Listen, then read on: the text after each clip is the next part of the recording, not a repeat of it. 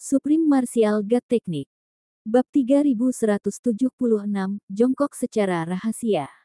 Ada apa? Wu Yun bertanya sambil mengerutkan kening. Yue Yiren ragu sejenak dan berkata, totalnya ada 5 batu naga. Kita sudah menemukan yang ketiga. Bagaimana kalau kita terus mencari 2 yang tersisa? Kalau tidak, bukankah sia-sia kita mencari ketiganya? Dan, aku tiba-tiba teringat saat kita masuk tadi, bukankah utusan naga mengatakan bahwa begitu batas waktunya habis, kita akan otomatis dikirim keluar. Kalau begitu, sepertinya tidak ada gunanya kita menunggu di pintu keluar. Mereka akan tetap dikirim, jadi mengapa repot-repot pergi ke pintu keluar? Kedua pertanyaan ini adalah kunci di antara semua kunci. Pertanyaan ini membuat Wu Yun tiba-tiba terbangun. Namun, meskipun ide-ide Yue Yiren sangat penting dan menjadi fokus, Wu Yun telah memikirkan masalah ini. Mari kita bahas yang kedua dulu, yaitu tentang ekspor. Benar saja, ketika aku masuk, utusan naga mengatakan bahwa aku akan secara otomatis dikirim keluar begitu batas waktunya habis. Namun, meskipun mereka dideportasi, mereka tidak dapat dideportasi ke seluruh pegunungan bayangan kabut. Berapa banyak energi yang dibutuhkan untuk mempertahankannya? Oleh karena itu, ada pula pembatasan regional. Area ini dekat pintu keluar, sekitar 50 meter jauhnya. Hanya jika Anda memasuki rentang ini dalam waktu yang ditentukan, Anda dapat berhasil dideportasi. Jika tidak, Anda harus tinggal di sini sampai gunung bayangan kabut berikutnya terbuka. Oleh karena itu, ketika batas waktu tiba, siapapun yang masih punya otak dan tidak cacat pasti akan datang ke lokasi yang ditentukan. Adapun sisa 2 buah batu naga itu, bukannya Wu Yun tidak ingin menemukannya. Tentu saja dia ingin menemukan mereka, dan dia sangat ingin menemukan semuanya. Namun beberapa hal tidak dapat berhasil hanya dengan terburu-buru. Dan Wu Yun sekarang juga memiliki ide dan keyakinan yang tidak dapat dijelaskan.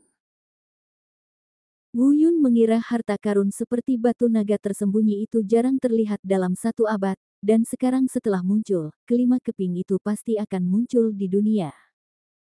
Lagi pula, kelima keping ini pasti akan ditemukan. Segala sesuatu sudah ditakdirkan oleh surga. Itu adalah suatu konstanta yang tidak ada secara kebetulan dan tidak akan terlewatkan. Oleh karena itu, Wu Yun merasa bahwa 2 potong batu naga yang tersisa kemungkinan besar telah jatuh ke tangan orang lain. Tidak ada gunanya meneruskan pencarian mereka, jadi lebih baik menunggu di pintu keluar. Mengenai kepercayaan dirinya, Wu Yun yakin bahwa dia dapat dengan mudah merebut cincin penyimpanan dari semua orang, termasuk Feng Xiao. Ketika Wu Yun menjelaskan kata-kata ini kepada Yue Yiren tiba-tiba mengangguk. Segera, keduanya menuju pintu keluar. Ketika mereka sampai di pintu keluar, Wu Yun memilih rute yang harus diambil dan menunggu secara rahasia. Karena garis penglihatannya, Wu Yun dapat menjamin bahwa siapapun yang melewati jalan yang penting ini tidak akan luput dari pandangannya. Waktu menunggu pasti membosankan. Untuk memastikan tidak ada seorang pun yang terlewat, mereka tiba lebih dari 10 jam lebih awal. Belasan jam ini mungkin tidak lama bagi seorang petani. Namun bagi Wu Yun yang lebih sabar, itu bukan apa-apa. Tetapi dengan kepribadian Yue Yiren, sungguh tidak tertahankan baginya untuk tetap berada di sini tanpa bergerak selama lebih dari 10 jam. Ini juga menunjukkan bahwa perubahan kepribadian Yue Yiren benar-benar hanya ditujukan pada Wu Yun. Belum lagi terhadap orang lain, bahkan di saat seperti ini, terhadap hal-hal yang biasa saja, dia menunjukkan amarahnya yang panas seperti biasanya. Tetapi apapun yang terjadi, saya berhasil melewati 10 jam itu. Penyihir kecil, hanya ada 2 jam lagi. Mereka pasti akan datang. Meskipun kita tidak takut pada mereka, akan lebih baik jika kita bisa menghindari ketahuan mereka terlebih dahulu. Sambil menghitung waktu, Wu Yun mengingatkan Yue Yiren dengan lembut. Yue Yiren mengangguk, dan meniru Wu Yun, mengambil napas dalam-dalam dan menenangkan dirinya sepenuhnya. Tak ada lagi nafas yang bocor. Benar saja, kurang dari seperempat jam setelah Wu Yun selesai mengatakan ini, dia mendengar langkah kaki mendekat. Meski tertutup kabut putih, suaranya tetap sangat nyata. Saya pikir jaraknya sangat dekat. Khawatir Yue Yiren tidak menyadarinya, Wu Yun secara khusus mengingatkan Yue Yiren. Lalu, keduanya menoleh ke arah sumber suara. Mereka semua ingin melihat siapa orang pertama yang beruntung akan muncul. Dalam sekejap, hasilnya muncul. Orang pertama yang beruntung ternyata adalah Leng Fang dari Sekte Fajar. Dari kejauhan, wajah Leng Fang tampak agak jelek, dengan bekas tamparan merah di pipi kirinya. Tampaknya dia menderita kerugian besar di sana. Jika tidak ada hal tak terduga yang terjadi, kerugian ini kemungkinan besar akan ditanggung oleh Feng Xiao. Karena entah Luo Yuan yang sudah mati atau Qi Hao yang masih hidup, keduanya tidak punya kemampuan menamparkan wajah Leng Fang. Sedangkan untuk Leng Fang, Wu Yun mungkin tidak begitu marah karena mereka belum pernah bertemu secara nyata. Namun, Wu Yun membenci Sekte Fajar sampai ke akar-akarnya. Oleh karena itu, tidak masalah apakah itu karena kebencian terhadap Sekte Fajar, atau karena perintah yang diberikan kepada Leng Fang oleh pedang pemecah setan untuk membunuh Wu Yun. Leng Fang, kematiannya sudah pasti. Wu Yun tidak berencana untuk tinggal lebih lama lagi. Sebelum dia mendapatkan semua cincin penyimpanan dari orang lain, dia harus berusaha sekuat tenaga untuk mencegah kelompok lain mengetahuinya. Sekali Anda mengetahuinya dan mengambil tindakan pencegahan, hal itu akan tetap lebih merepotkan, terlepas dari apakah Anda bisa tertular atau tidak. Oleh karena itu, untuk memastikan semuanya aman, Wu Yun tidak akan mengambil tindakan pada rute yang diperlukan ini. Tarik dia ke samping, lalu segera selesaikan pertarungan, dan setelah itu kembali dan tunggu. Ini adalah rencana yang paling sempurna saat ini. Sambil berpikir, Wu Yun sengaja membuat gerakan canggung, tanpa mengeluarkan suara apapun, dan memperlihatkan dirinya sendiri. Benar saja, hal itu menarik perhatian Leng Fang. Saat dia melihat Wu Yun dan Yue Yiren, Leng Fang langsung menjadi bersemangat. Ekspresi buruk di wajahnya langsung sirna. Bab 3177 Leng Fang bodoh. Mata Leng Fang penuh gairah saat dia menatap Wu Yun. Antusiasme seperti itu sama hangatnya seperti melihat ayah yang telah lama hilang. Namun Wu Yun bukanlah ayahnya, melainkan musuhnya. Oleh karena itu, di balik panasnya, yang tersembunyi bukanlah kegembiraan, tetapi keganasan. Dasar bajingan. Seperti mencari sesuatu yang sia-sia, tetapi akhirnya menemukannya tanpa usaha apapun. Aku tidak menyangka bahwa kamu, yang tidak muncul selama setengah bulan, benar-benar akan kutemui di pintu keluar. Bagus sekali, bagus sekali. Si brengsek Feng Xiao itu mencuri batu naga tersembunyi milikku, yang membuatku sangat marah hingga tak punya tempat untuk melampiaskannya, dan kemudian aku bertemu denganmu. Haha. Kalau begitu aku bisa melampiaskan amarahku padamu. Leng Fang meraung sambil memamerkan giginya, dengan seenaknya melampiaskan kemarahan yang terpendam dalam hatinya akibat penindasan dari Feng Xiao. Wu Yun tidak menjawab, tetapi berbisik dalam hatinya, seperti yang diduga, aku benar. Orang ini benar-benar menderita kerugian di tangan Feng Xiao. Tamparan di wajahnya pasti diberikan oleh Feng Xiao. Selain itu, kata-kata Leng Fang mengungkapkan informasi penting lainnya. Itulah berita tentang batu naga tersembunyi. Menurut apa yang dikatakan Leng Fang, potongan batu naga tersembunyi yang direnggut Feng Xiao adalah potongan keempat. Dengan cara ini, hanya bagian terakhir dari batu naga tersembunyi yang belum muncul. Wu Yun menjadi semakin yakin bahwa tebakannya sebelumnya yang berdasarkan intuisi adalah benar. Pada saat ini, dua batu naga yang tersisa seharusnya sudah muncul di dunia. Satu bagian ada di tangan Feng Xiao, dan yang satu lagi masih belum diketahui.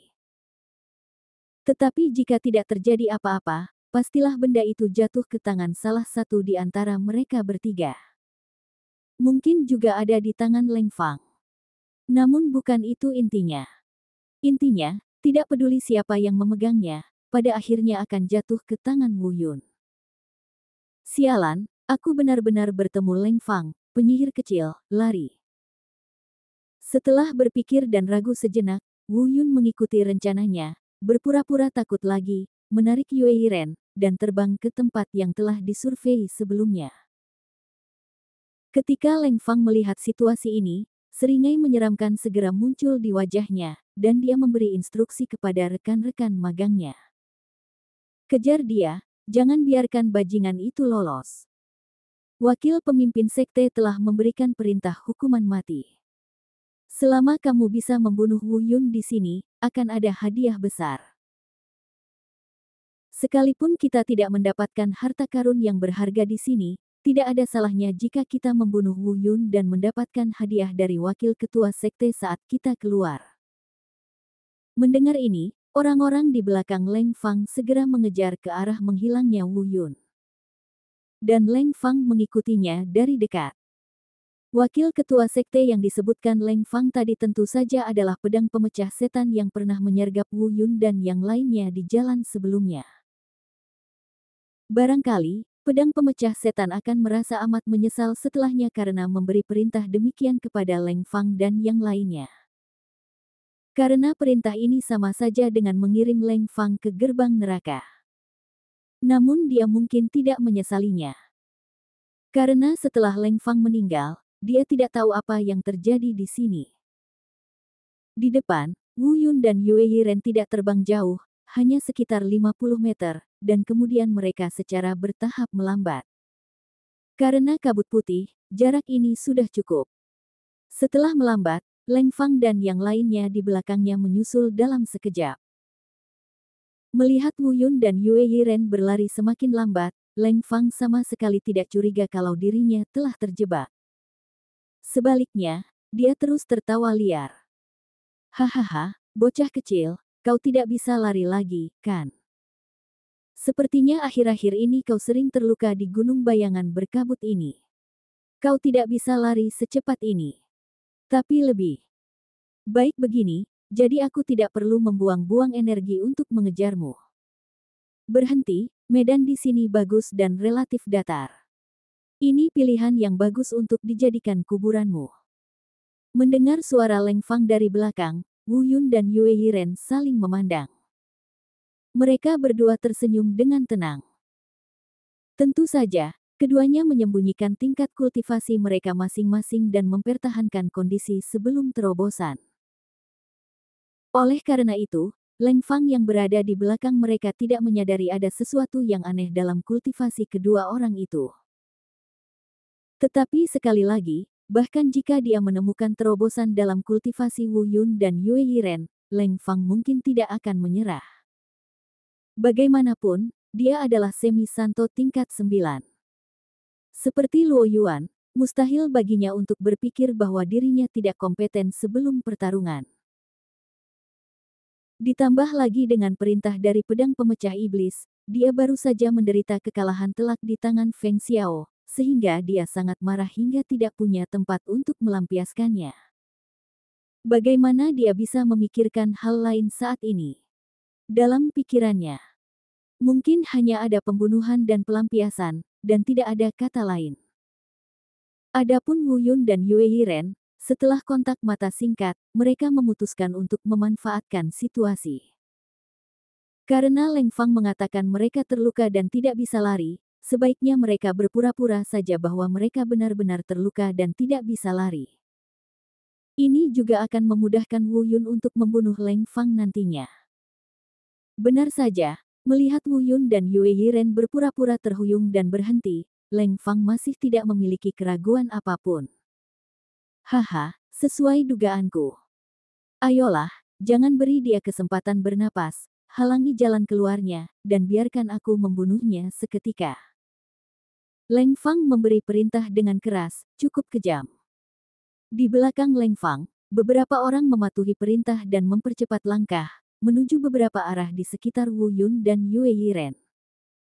Ini untuk menghalangi rute mundur kedua orang itu. Pergilah ke neraka. Leng Fang meraung, mengeluarkan seluruh kemampuannya. Postur ini persis seperti yang dia katakan, siap membunuh Wu Yun dan dua orang lainnya dalam satu gerakan. Bab 3178 Deru Angin akan datang. Bang, boom, puff. 3 suara pendek dan cepat terdengar.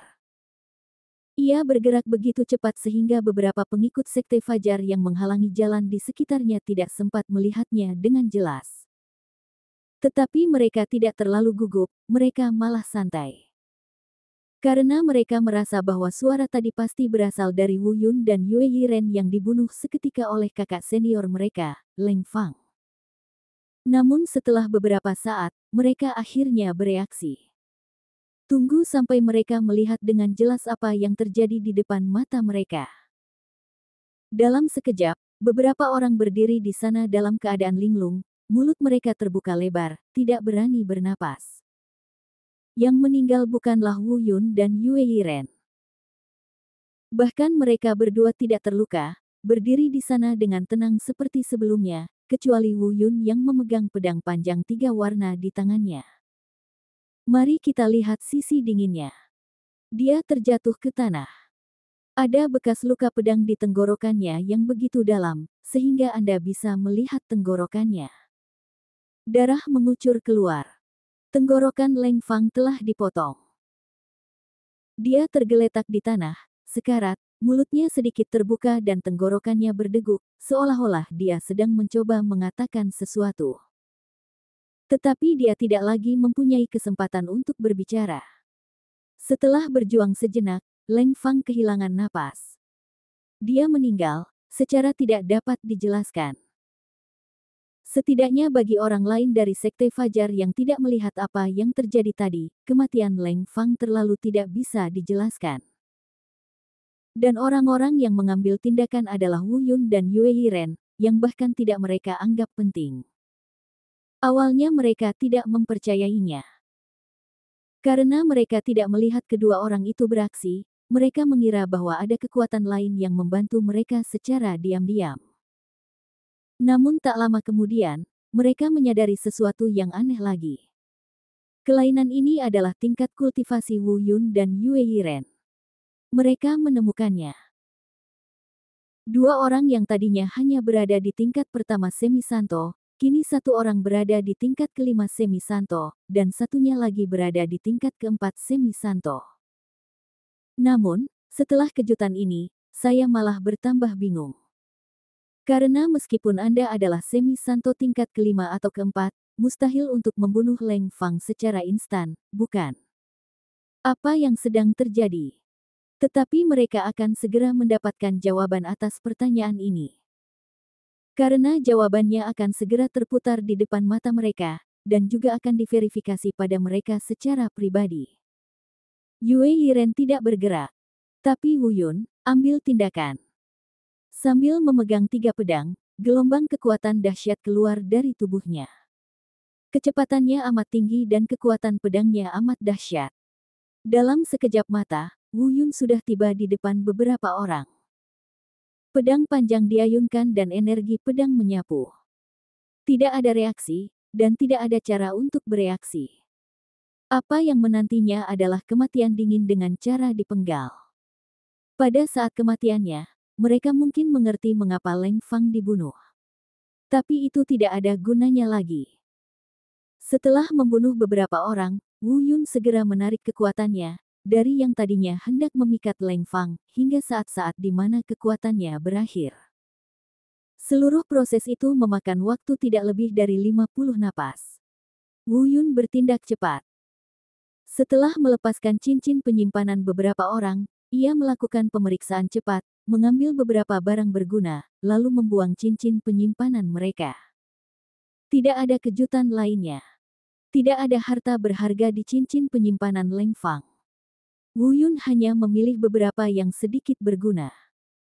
Satu-satunya penyesalan adalah aku tidak menemukan batu naga di cincin penyimpanan Leng Fang.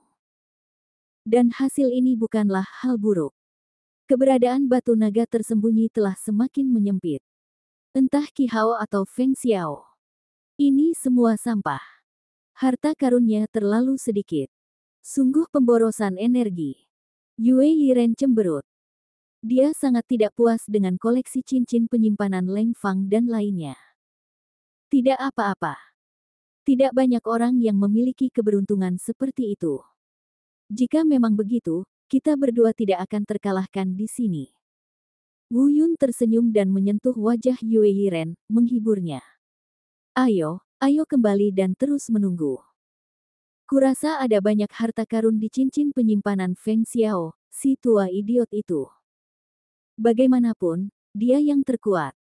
Lagi pula, Leng Fang pernah bertemu Feng Xiao sebelumnya. Kurasa sebagian besar harta karun yang dikumpulkan Leng Fang direnggut oleh Feng Xiao. Sekarang setelah kau menyebutkannya, sepertinya begitu. Yue Yiren langsung tertarik, lalu terbang menuju posisi penyergapan sebelumnya terlebih dahulu, dan berkata sambil pergi. Cepatlah datang, jangan biarkan si bajingan Feng Xiao itu lolos. Wu Yun tersenyum dan mengikuti tanpa daya. Namun, yang tidak mereka duga adalah sebelum mereka kembali ke tempat penyergapan, mereka menemukan sesuatu yang cukup mengejutkan mereka. Dan untungnya, jarak pandang Wu Yun lebih jauh, jadi mereka tidak terekspos. Kalau saja Yue Yiren, mereka mungkin sudah memperlihatkan diri sekarang. Wu Yun mengetahuinya terlebih dahulu dan menghentikan Yue Yiren terlebih dahulu, dan pada saat yang sama menjelaskan situasinya secara kasar kepada Yue Yiren. Yue Yiren yang tidak bisa melihat situasi, merasa sedikit cemas. Tetapi karena Wu Yun berkata demikian, dia hanya bisa menunggu dengan tenang. Adapun mengapa mereka menghentikan mereka, itu karena sebelum mereka kembali ke posisi penyergapan, mereka menemukan kemunculan Feng Xiao, dan Feng Xiao ternyata melakukan hal yang sama seperti mereka. Terlebih lagi, Feng Xiao jauh lebih mendominasi daripada mereka berdua. Feng Xiao berdiri tepat di jalan menuju pintu keluar dan menunggu tanpa perlindungan apapun. Dilihat dari keadaannya, dia tampaknya ingin lewat sini dan harus membayar suap supaya bisa lewat. Dan orang malang yang dihalangi oleh Feng Xiao adalah Qi Hao dari Sekte Liyun, sekte lain selain beberapa sekte besar yang telah muncul. Jika tidak ada hal tak terduga yang terjadi, Qi Hao mungkin tidak akan bisa lepas dari cengkeraman Feng Xiao. Wu Yun tidak peduli dengan hal-hal ini, dia juga tidak terkejut. Satu-satunya hal yang menarik perhatiannya adalah kultivasi Feng Xiao. Wu Yun menemukan bahwa kultivasi Feng Xiao bahkan lebih kuat daripada sebelum dia datang. Selain itu juga merupakan peningkatan yang sangat besar. Dari tingkat pertama baptisan hidup dan mati, ia mencapai tingkat ketiga baptisan hidup dan mati. Mampu mencapai lompatan 2 tingkat dalam alam baptisan hidup dan mati hanya dalam waktu setengah bulan jelas merupakan kesempatan yang menantang surga. Dalam hal ini, keberuntungan Feng Xiao tidak boleh diremehkan. Di antara para jenius dari 5 sekte, Feng Xiao adalah orang pertama yang mencapai alam baptisan hidup dan mati, menjadi yang pertama dari generasi muda. Tampaknya itu bukan sekadar reputasi, tetapi memiliki substansi. Bocah, dari apa yang kau katakan, Feng Xiao adalah orang yang sulit dihadapi. Haruskah kita bertindak sekarang, sebelum dia merebut Qi Hao? Yue Yiren bertanya dengan suara rendah setelah mendengarkan penjelasan Wu Yun. Setelah hening sejenak, Wu Yun menggelengkan kepalanya untuk membantah pertanyaan Yue Yiren, lalu melambaikan tangannya dan berkata, jangan terburu-buru mengambil tindakan. Tunggu sampai dia menyambar Qi Hao. Wu Yun berkata dengan nada santai. Namun ini hanya sebuah penghiburan bagi Yue Yiren. Faktanya, alis Wu Yun sudah berkerut dalam. Jika Wu Yun berada pada tingkat pertama baptisan hidup dan mati, dia sekarang dapat memastikan bahwa dia akan membunuh Feng Xiao. Bahkan jika itu adalah tingkat kedua dari baptisan hidup dan mati, Wu Yun benar-benar yakin. Namun, Kesenjangan antara tingkat ketiga baptisan hidup dan mati agak terlalu besar, dan Wu Yun tidak lagi memiliki keyakinan mutlak untuk menang. Bab 3179 Qi Hao yang menakutkan. Tetapi apapun yang terjadi, Wu Yun tidak punya pilihan lain sekarang dan hanya bisa menunggu dan melihat. Sedangkan untuk soal merebutnya atau tidak ada keraguan lagi. Tidak diragukan lagi bahwa cincin penyimpanan Feng Xiao pasti berisi harta karun terbanyak, jadi kita harus merebutnya. Jika tidak terjadi hal yang tidak terduga, dua keping batu naga yang tersisa seharusnya juga berada di tangan Feng Xiao. Hanya masalah kekuatan sajalah yang membuat Wu Yun merasa sedikit tertekan. Bukan karena Wu Yun takut, tetapi dia tidak lagi memiliki keyakinan untuk menang seperti sebelumnya. Sekarang, alasan mengapa Wu Yun menolak saran Yue Yiren untuk mengambil tindakan terlebih dahulu adalah karena dia ingin melihat sejauh mana Feng Xiao akan. Seperti kata pepatah, kenali dirimu sendiri dan kenali musuhmu. Dengan cara ini, Wu Yun akan memiliki lebih banyak rencana dalam pikirannya. Feng Xiao, apa maksudmu dengan ini? Apakah kamu akan menghancurkan jembatan setelah melewatinya? Meskipun kamu kuat, aku, Qi Hao, tidak serta-merta takut padamu. Aku mungkin tidak dapat mengalahkanmu, tetapi jika kamu ingin membunuhku dan mengambil harta karun itu tidak akan semudah itu. Pada akhirnya, jika kau dan aku sama-sama kalah, dan kedua bajingan itu, Leng Fang dan Luo Yuan, mendapatkan keuntungan, maka menurutku itu bukan hasil yang ingin kau lihat, kan? Pembicaranya adalah Qi Hao. Nada suaranya cukup tegas. Akan tetapi, siapapun dengan mata yang jeli dapat mengetahui bahwa ketangguhan Qi Hao itu dipaksakan. Menghadapi Feng Xiao, dan Feng Xiao yang telah mencapai tingkat ketiga baptisan hidup dan mati, akan aneh jika dia tidak takut. Leng Feng. Luo Yuan. Hehe. Feng Xiao tertawa dingin, Qi Hao, aku tahu apa maksudmu dengan mengucapkan kata-kata ini, tapi, aku khawatir kamu telah membuat perhitungan yang salah. Pertama, kamu mungkin tidak tahu bahwa Luo Yuan, dan bahkan seluruh sekte Hong Xiao, sudah mati. Luo Yuan, tidak mungkin dia muncul. Kedua, aku baru saja merampas barang-barang di cincin penyimpanan Leng Fang dan mempermalukannya. Aku melepaskannya karena aku melihat sikapnya yang tulus. Sekarang saat dia melihatku, dia seperti domba yang melihat harimau. Lebih mustahil lagi mengharapkan dia untuk membantumu. Lalu sekarang, apa lagi yang kamu harapkan? Ketika Qi Hao mendengar apa yang dikatakan Feng Xiao, seluruh tubuhnya bergetar hebat. Itu adalah getaran ketakutan. Seperti yang baru saja dikatakannya, mustahil baginya untuk tidak takut menghadapi desiran angin. Dan apa yang dikatakan Feng Xiao tidak salah. Apa yang baru saja dia katakan memang bermakna. Maksudnya adalah tidak membiarkan Leng Fang dan Qi Hao memperoleh keuntungan, tetapi sebenarnya yang ada dalam pikirannya adalah, aku hanya perlu menundanya sebentar, dan ketika mereka datang, kami bertiga akan mengurusimu, apa kau takut? Perkataan Feng Xiao langsung membuyarkan lamunan Qi Hao. Belum lagi Luo Yuan sudah meninggal dan mustahil baginya untuk datang menolong. Dengan kekuatan Feng Xiao saat ini, bahkan jika Leng Fang yang masih hidup mengumpulkan keberanian dan bergabung dengannya, dia mungkin tidak akan menjadi lawan Feng Xiao. Terlebih lagi, Leng Fang mungkin bahkan tidak berani mengambil tindakan. Namun jika aku melakukan ini, haruskah aku menyerahkan harta karun yang telah susah payah aku peroleh, dan mempersembahkannya dengan kedua tangan kepada Feng Xiao? Aku tidak akan mengatakan apapun lagi. Apa yang paling enggan dilepaskan Qi Hao adalah batu naga di cincin penyimpanannya. Belum lagi betapa berharganya batu naga tersembunyi itu, fakta bahwa dia telah melewati banyak situasi yang mengancam jiwa dalam susunan ilusi itu untuk mendapatkan batu naga tersembunyi ini, dan tidak mudah baginya untuk mendapatkannya, yang membuatnya benar-benar tidak mau menyerah. Apa? Kamu ragu-ragu? Suara Feng Xiao terdengar lagi. Sebenarnya, jika kamu tidak ingin mati, caranya sangat mudah. Sama seperti Leng Fang, asal kamu mengakui kesalahanmu dengan tulus dan memberikan barang-barang di dalam cincin penyimpanan, maka setidaknya hidupmu bisa terselamatkan. Setelah mendengar ini, wajah Qi Hao menjadi lebih buruk lagi. Dia tahu dia harus membuat keputusan.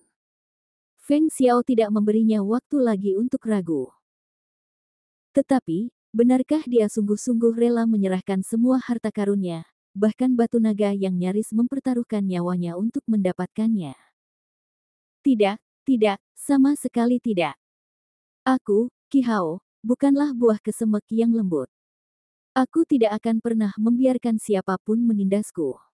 Qi Hao tiba-tiba berteriak. Itu seperti memberi diriku rasa percaya diri, dan juga seperti mengatakan pada diriku sendiri bahwa aku tidak boleh menyerah.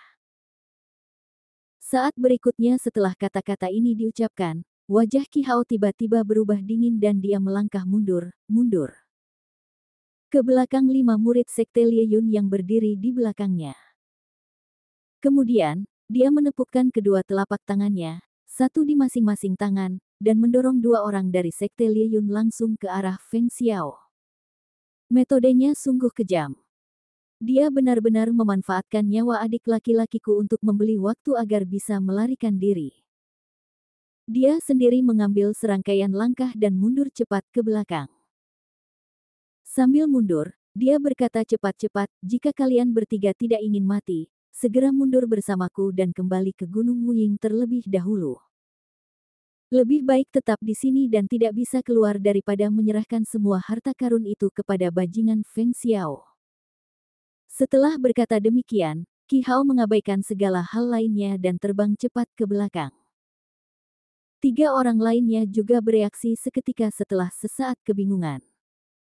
Meskipun mereka merasa dingin dan takut terhadap Qi Hao karena perilaku pembunuh dan egoisnya tadi. Tetapi saat ini mereka tidak punya pilihan. Jika mereka maju, mereka akan mati. Jika mereka mundur, mereka masih memiliki secercah harapan. Setelah ragu-ragu sejenak, dia segera mengikuti Qi Hao dan melangkah pergi. Lihatlah lagi siulan angin itu.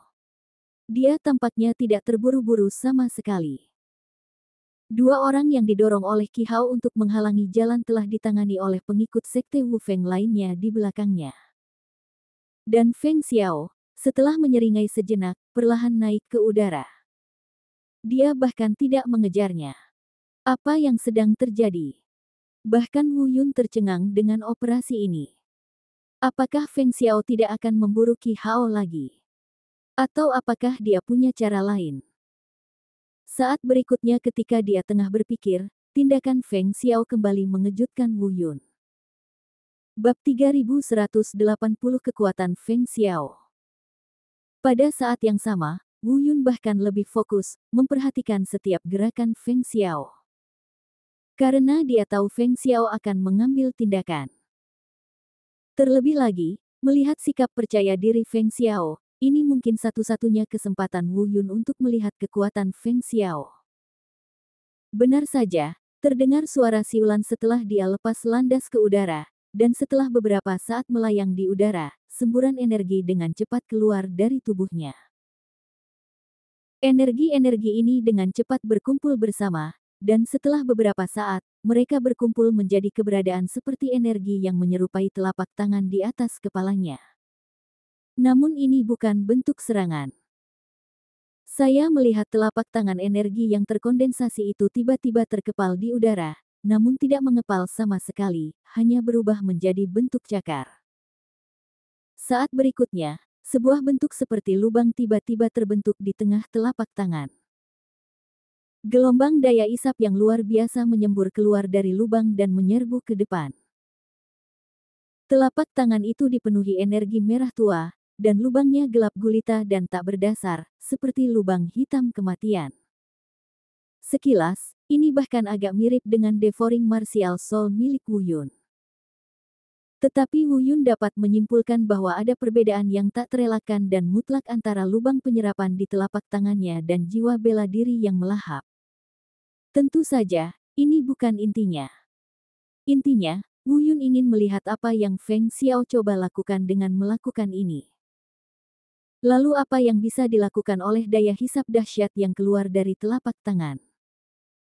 Sebenarnya, meskipun Wu Yun bingung, dia sudah mempunyai beberapa tebakan. Benar saja, setelah beberapa saat, suara ratapan dan perjuangan pun terdengar. Bukan hanya satu orang, tetapi beberapa orang. Apakah mereka Qi Hao dan lainnya yang baru saja melarikan diri? Wu Yun terkejut. Saya mendongak dan langsung terkonfirmasi. Itu Qi Hao dan gengnya. Pada saat ini, mereka tampak diikat oleh suatu kekuatan dan ditarik mundur dengan cepat di udara. Mereka berjuang mati-matian, tetapi tidak berhasil. Itu adalah lubang gelap di tangan yang menyemburkan kekuatan menghisap yang mengikat mereka dan menelan mereka kembali. Dan mereka sebenarnya tidak memiliki kemampuan untuk melawan kekuatan ini. Sial, sekuat itu. Apa-apaan telapak tangan ini? Apakah ini seni bela diri Feng Xiao? Wu Yun berbisik di dalam hatinya, tidak dapat menyembunyikan keterkejutannya. Pada saat ini, perubahan mengejutkan lainnya terjadi.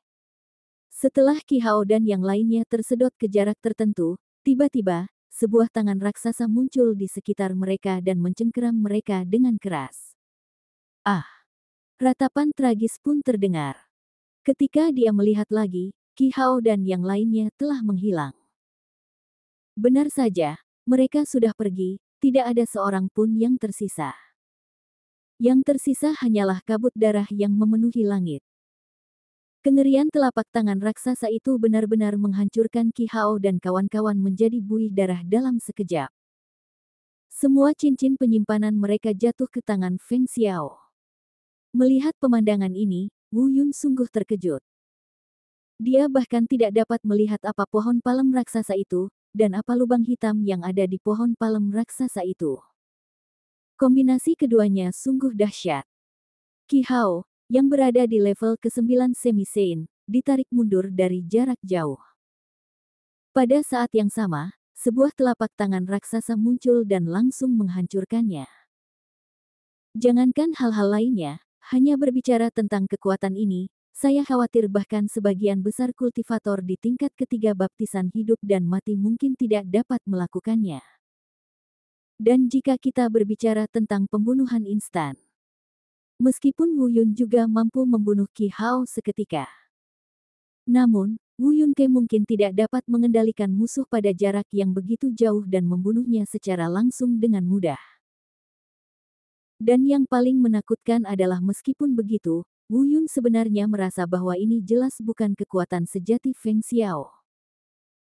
Jika kedua belah pihak benar-benar terlibat dalam pertempuran, kemampuan bertarungnya hanya akan lebih kuat dari sekarang.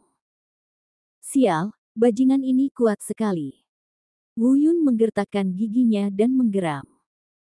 Kekuatan Feng Xiao sekali lagi melampaui ekspektasinya.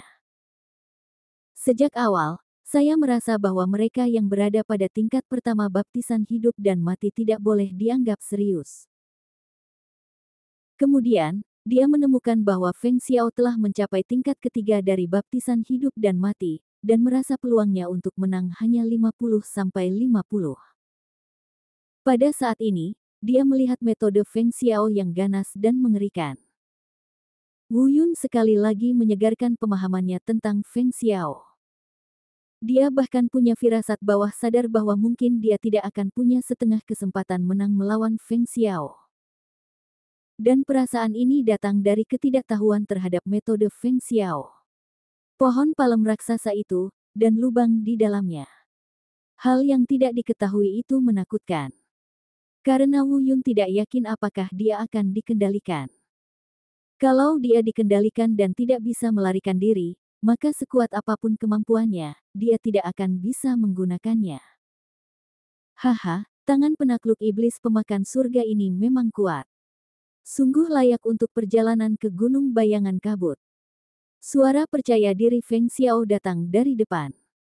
Mendengar ini, pupil mata Wu Yun tiba-tiba mengecil. Ia berpikir dalam hatinya, tangan penakluk iblis pemakan surga. Kalau begitu, ini adalah seni bela diri. Tidak, ini seharusnya adalah keterampilan suci yang lebih kuat. Selain itu, ini adalah keterampilan suci yang dia peroleh di Gunung Bayangan Kabut. Sekarang, dua batu tersembunyi naga sudah di tangan, begitu pula Sekte Langit Merah. Kedua bajingan itu belum muncul. Mari kita tunggu sedikit lebih lama sampai mereka tiba di sini. Meskipun kedua orang itu. Tidak, aku selalu merasa bahwa mereka tidak sederhana. Kurasa mereka memiliki banyak hal yang menunggu untuk kita rampas.